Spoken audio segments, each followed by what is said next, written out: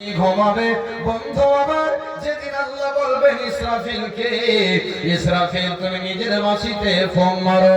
যখনই ফোনটা মারা হবে বন্ধু আমার, সারা পৃথিবীতে যত মানুষ থাকবে সব মৃত্যুবরণ করবে, কেউ জীবিত আর থাকবে না, সবাই মৃত্যু মুখে পতিত হবে। তারপরে 40 বছর পর আমার রব আবার বলবেন ইসরাফিল তুমি তোমার দায়িত্ব পালন করো।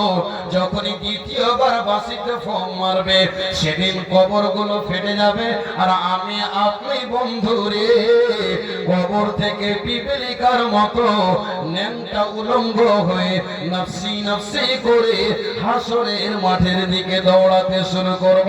সেদিন বন্ধু আমার মুখে কোনো শব্দ থাকবে না, সেদিন কোনো চিন্তা হবে না, সেদিন কোন রকমের টেনশন থাকবে না।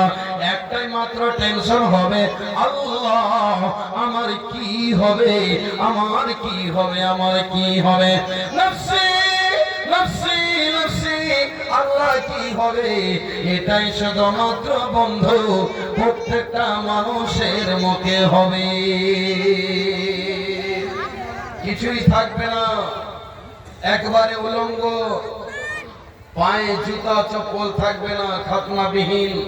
প্রতিটা মানুষ, সে হাজী সাহেব হোক, আলেমে দ্বীন হোক, বন্ধুরে, নারী হোক, পুরুষ হোক, ধনী হোক, গরিব হোক, সকলকে এই অবস্থায় হাসরের মাঠে এবার জমা হতে হবে। ভাই আমার, বন্ধু আমার, ওই দিনটা কেমন হবে আল্লাহ তাবারক ওয়া তাআলা বলছেন, যেদিন কিয়ামত শুরু হবে আল্লাহ রাব্বুল আলামিন বলছেন ইদাস সামাউ ফাতারাত ওয়া ইদাল কাওয়াকিবু ইনতাসারাত ওয়া ইদাল বিহারু ফুজ্জিরাত ওয়া ইদাল কুবুরু বুসিরাত। আল্লাহ বলছেন পৃথিবীর মানুষের জাত, যেদিন আমার হুকুম হবে সেদিন আকাশ খসে মাটিতে লুটে যাবে, চন্দ্র সূর্য নক্ষত্র সব মাটিতে খসে খসে পড়বে, মাটিগুলো তামার মতন হয়ে যাবে গরম হয়ে।